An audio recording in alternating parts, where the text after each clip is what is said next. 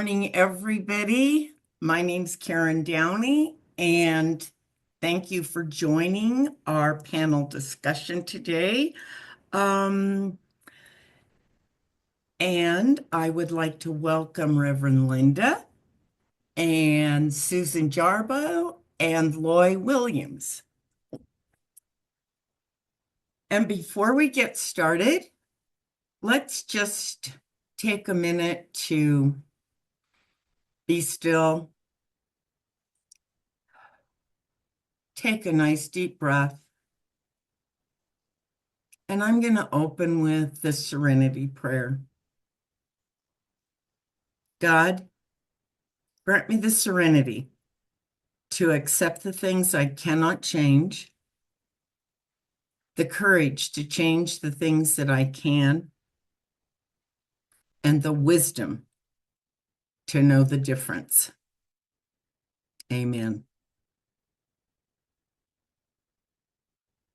So once again, welcome everybody who's with us. And I have the lead today with the topic, which is from the deck of Archangel Metatron. And the card that I've chosen is Duality. And the subtitle is Balance Needed. And the quote, you were asked to look at the need for balance in your life. And I'm just going to read a few paragraphs from the message. This may be in terms of your approach to life. Working too hard, not working enough, looking after self, not looking after self, not looking at diet, exercise, positive thinking. It can be a myriad of anything. We all live in a constant state of flux, seeking equilibrium and peace. The symbol on this card is the powerful one that serves to remind us of the dance between the states of being, both within us and externally, that seek attention now. To live a balanced life is to live a healthy life. You are asked to look at situations, people, thinking, the energy around you, and see what may be out of control, or conversely, parched and ignored from little attention.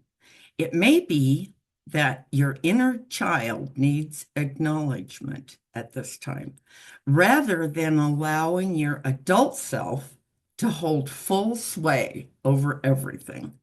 Balance is needed in every part of who we are. So often we seek to label right, wrong, good, bad, negative, positive. Any experience you are living through, even a difficult, painful, or upsetting one, has hidden gifts of bringing something positive to you. Nothing at all doesn't happen unless it's meant to be. The soul knows what it needs to learn to grow, and also what we've signed up for in this life. So too does every other soul in your life. Even if you can't understand the choices they make, dark, light, night, day, we need the dark to show us where the light still needs to be shown. We sometimes need hard, challenging times to wake up humanity and ourselves to a wider truth of reconciliation and love, to bring back balance where it may have been forgotten. Rather than labeling what you struggle with now as unfair or unjust, seeing only the bleakness, look again and see the light within. From those who dry your tears as they care for you, to the unexpected smile of a stranger that you may meet on the street. The promise you are given is that what seems most difficult now will pass. The promise you are given is there's always a rainbow bridging our experiences. I really loved that today. And it kind of says it all. Daily, I'm asking, what do I need to do? What do I not need to do? And for me personally, I had kind of gotten away from doing a meditation, a making my shattered mind shut up, which it doesn't anyway, and sit still. I use taking pictures as my meditation, and I have for quite a few years now, because I know I'm not thinking of anything else when I'm capturing that shot, whether it's the moon, the clouds, a flower, whatever. But recently, like in fact, day before yesterday, God reminded me that I had joined something back in 2006 called Centerpoint. And it was listening to binaural beats, Into the Rain, what have you. It was like, I have all the information. All I need to do is do it. And I remember doing it for quite a few years back then. And who knows what happens? It's so easy to not do the things that are good for me and kind of forget and do the things that I want to do. So what I got out of this was the reminder that take a look at all of those areas: the diet, the exercise, the quiet time, the child, the adult, who's in control of things. So thank you, everybody, for being here today. And who would like to share next?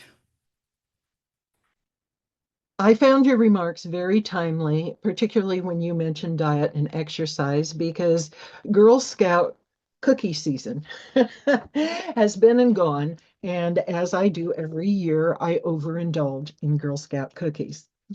So I appreciated your remarks about balance. And the other thing you said, which is very germane to me ever since Tuesday, is the difficulties will pass.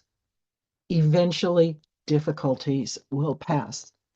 And what I was reminded of most, and the third thing I want to comment on, is that we have had promises from God. And given your remarks, I was thinking of the Beatitudes. When you say, that attitudes need to balance and that difficulties will pass. And so, if you don't mind, I'd just like to briefly go over those as a reminder. Blessed are the poor in spirit. And what's going to happen to them? Do you remember? Panelists chime in. Blessed are the poor in spirit, for theirs. Golly, you don't remember? Well, maybe those of you in the audience can complete the sentence with, for theirs is the kingdom of heaven. Blessed are those who mourn, for they will be comforted.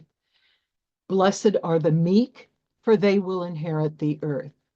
Blessed are those who hunger and thirst for righteousness, for they will be filled. Blessed are the merciful, for they will be shown mercy. Blessed are the pure in heart, for they will see God. Blessed are the peacemakers, for they will be called the children of God. And blessed are those who are persecuted because of righteousness, for theirs is the kingdom of heaven. And so we can see how the difficulties of all of these different kinds of people are going to pass. And so I think that's something we can all remember in these times of anxiety and fear, that difficulties will pass. And I thank you very much for that message. I really needed it today. Susan, I knew those answers, but when I speak, all of a sudden everybody is on camera or you don't see me. So I didn't want to just throw everybody on camera without warning. So you're all on camera, you're warned. Okay. Um, when I think of duality, I always think of spirit and physical trying to be in the world but not of the world. That's that's kind of the dance that I look at to remember I am spirit having a physical experience, not a physical person having a spiritual experience. But then you brought in balance, and I I I confess I was a little bit out of balance. I turned 65 and I got a gym membership. And I haven't had free access to the gym since college days. So I have thoroughly been enjoying the gym. I was going 6 days a week, and I was going 7 days a week and volunteering 6 days a week. And I had meetings and obligations 2 days a week, and I had my great granddaughter 3 or 4 days a week, and I was so out of balance. And I am now volunteering 3 days a week and working out 4 days a week. And everything just flows again. It's really amazing how when I'm out of balance, I get frazzled and I'm running from here to there and got to do this, got to do that. But when I'm in balance, it just shift from this activity to that activity. And I know that, I teach that, and yet it still created a life that was not harmonic. So thank you for that reminder. And I hope my words will help somebody out there to recognize they really do need to be in balance. Thank you, Linda. Absolutely. We need reminders. We need each other for that. Okay, who's next? I thank you very much, Karen, for that topic. When it comes to the that particular symbol, the yin and the yang and balance and everything like that, I've it makes me remember you said something in your presentation about it pe it needing to be where it needed to be, people needing to be where they needed to be, situations happening when they needed to happen, and we essentially bring this to ourselves, which is true. And I was talking to someone the other day, and the question came up on whether we would, if we had access to a time machine, would we go back and change certain things? And I thought about it, and I don't have a time machine in front of me, obviously, but if I did, I think that I would leave everything alone because as terrible as some things were and as great as other things were, I'm where I am right now, and I'm pretty happy, even though life is not perfect for me right now. Um, if I didn't have the negative experiences, I wouldn't have learned how to deal with those negative experiences. If I had didn't have those great experience, I would the exact opposite would happen. I would be uh, too into the grade. I know that doesn't make sense, but I hope someone can understand that. I'd be too into the greatness in I guess my ego would swell. But I wanted to thank you for that. This is a really great topic, and I'm really grateful that you brought it up. Thank you very much. Thank you very much for sharing, Loy. I got another little pebble out of each thing that everybody had to share. And now is such a good time to be thinking about balance and getting out of the head. I think you mentioned that, Loy, getting out of the head and into the heart. It's not about the ego. And if we're up here, we're in fear and all that other stuff. So anyway, we can just chill. Is there anything else anybody would like to add? Okay, I would just like to thank everybody for joining us today. And I know that after the video, there's links and phone numbers for you to contact the Unity Church of El Cajon or phone in. If you'd like to join our panel, that would be even better to have some different faces and just have a really good day, evening, wherever, whatever it is, wherever you're at. And thank you for joining us. Bye. Thank you for joining us, and let's stay connected and grow in spirit. We are on Facebook. Search for Unity Church of El Cajon and follow us and like our posts. You can reach us on YouTube at Unity Church of El Cajon. Please subscribe to our channel, watch our videos, and leave comments which can help us improve. We are on the web at unityofelcajon.org. Email or call our church office to receive our weekly newsletters, which list all of our activities and opportunities to learn and grow together.